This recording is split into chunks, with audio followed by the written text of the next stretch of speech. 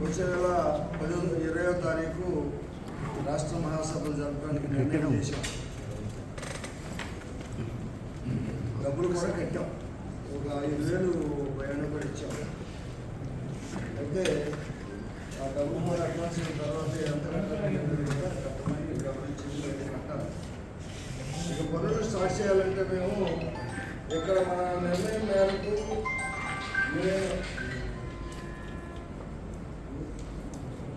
నేను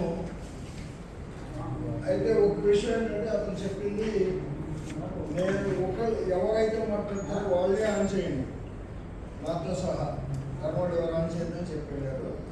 అయితే నేను కూడా ఆన్ చేస్తాను. అయితే మనం విజయవాడలోనే జరుపుకోవడానికి పోయిన 4వ నెలలో జరిగినటువంటి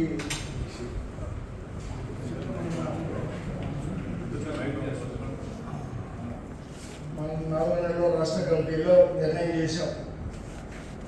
అయితే అప్పుడు డేట్ నిర్ణయం చేయాల, కానీ మేము అడ్వాన్స్ కర్తకి వెళ్ళినప్పుడు డేట్ కావాలి. అందుకని వచ్చే నెల 20వ తారీఖు ఆదివారం బాగుంటుంది చేసి నిర్ణయం చేశాం. అడ్వాన్స్ ఒక 5,000 పెట్టాలి. సరే, మన నిర్ణయం మేరకు రాష్ట్ర కమిటీ సంఘాలు 14 రీజన్ల నుంచి ఒక రీజన్ రావాలి, కర్వాళ్ళందరూ కట్టారు. లేకపోతే 10,000 రూపాయలు మహాసభలకు ఇవ్వాలన్నటువంటి ఏదైతే ఇక్కడ నిర్ణయం చేసుకున్నామో దానికి 7 ఇచ్చారు. ఇంకా 7 ఇవ్వాలి. మీరు మాట్లాడేటప్పుడు ఆ విషయం చెప్తారు.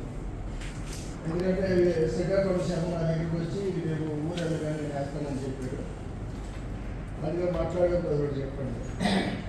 సరే, ఇకపోతే రాష్ట్ర దీని ఇంపార్టెంట్ ఏంటంటే మహాసభ ఎలా జరగాలి, ఎట్లా ఎంతమంది వస్తారు ఏంటి, ఇది కాదు.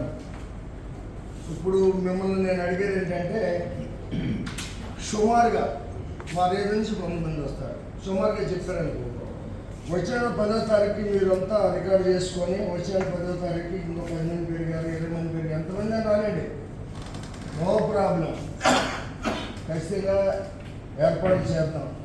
అందుకని వచ్చే 10వ తారీఖు అంటే మీరు చెప్పేస్తే ఇంకా 10 రోజులు టైం ఉంటుంది. కాబట్టి మీరు ఇచ్చినటువంటి సంఖ్య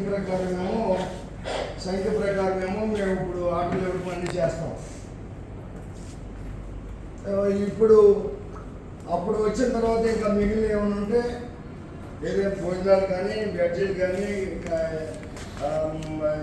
తర్వాత ఏమైనా కానీ దానికి సంబంధించిన ఏర్పాట్లు అన్నీ కూడా చూడాలి కదా. లైటింగు, కుర్చీలు ఇవన్నీ ఉన్నాయి. ఇవన్నీ చూసి మేము కూడా విజయవాడలో ఒక కంపెనీని ఏర్పాటు చేసి ఒక 20 మంది దాకా పని చేసుకోవడానికి ఇక్కడ ఏర్పాటు చేయాలి. అందుకని అది కూడా మేము చేయాలి. అంటే ఇక రాష్ట్ర కమిటీ ఏదైతే సూచనిస్తుందో దాని ప్రకారమే మనం మొదటి నుంచి నడుపుతున్నాం. మేము ఇక్కడి నుంచి ఒక వాట్సాప్లో ఏదో ఫోన్ చేసి పలానా ఇదే చెప్పేసి, కానీ మనందరూ నడుపుతున్న అసోసియేషన్ ఇది.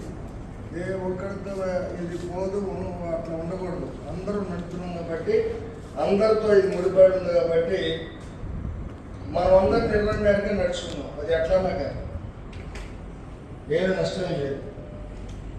తర్వాత మీరు నేను చెప్పేటువంటి ఏజెండా పూర్తిగా రాసుకోండి, అంతేగాని కాదు.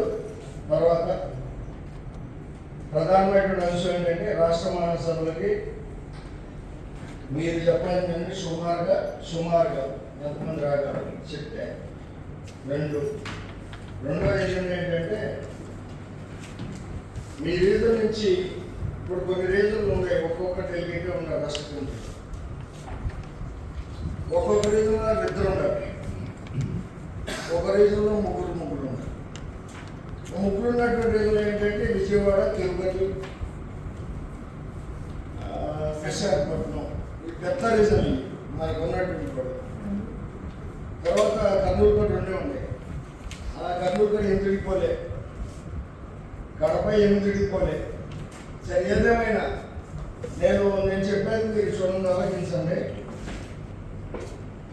మనం ఏదైతే డెలిగేషన్ మీరు ఇందులో తిరుపతి స్వామి పెద్ద వాట్సాప్ పెట్టి దేశం అంతా వినిపించాడు వాయిస్ మెసేజ్. నేనేం బాధపడినా. ఆయన 2 days నుంచి నాకు ఫోన్ చేస్తున్నాడు, ఫోన్ పత్రిక. నువ్వెవడు